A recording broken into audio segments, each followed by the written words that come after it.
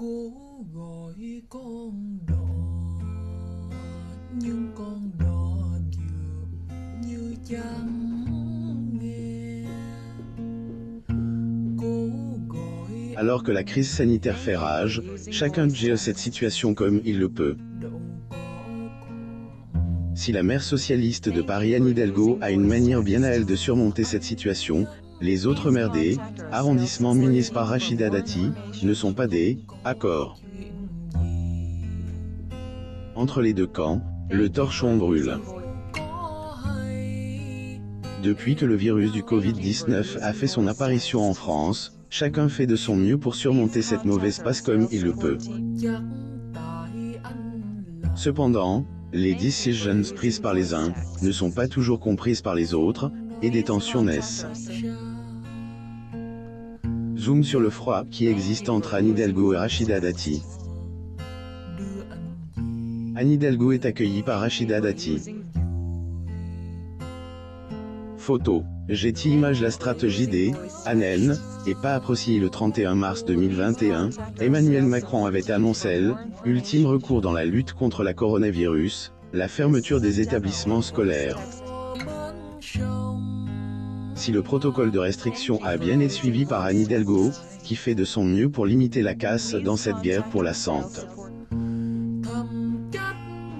Cependant, les initiatives prises par cette dernière dans les campagnes de vaccination et de dépistage ne plaisent pas à tout le monde. En effet, Anne a une identité, celle de faire fermer un centre. Hidalgo est félicitée à l'extérieur de l'hôtel de ville après sa victoire dans sa candidature à la réélection au poste de maire de Paris. Photo. Getty Images du 7e arrondissement, où des doses, degrés perdus de vaccins jetés, ou non utilisés, sont injectés aux citoyens, plus ou moins. Elle demande à tous de ne pas céder à Anne, étant pas des accords avec cette procédure. Rachida Anne a pas hésité à s'exprimer devant tout le monde, dans un communiqué de presse. Je demande aux services de l'État et au préfet de police de ne plus céder à la pression et aux menaces de Madame Hidalgo, plus ou moins celle-ci déploie un manque d'anticipation chez Anne, qui selon elle, ne protégeait personne.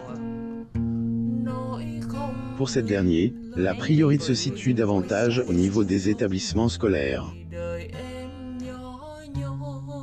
Rachida Dati, membre du parti de droite franc-et les Républicains.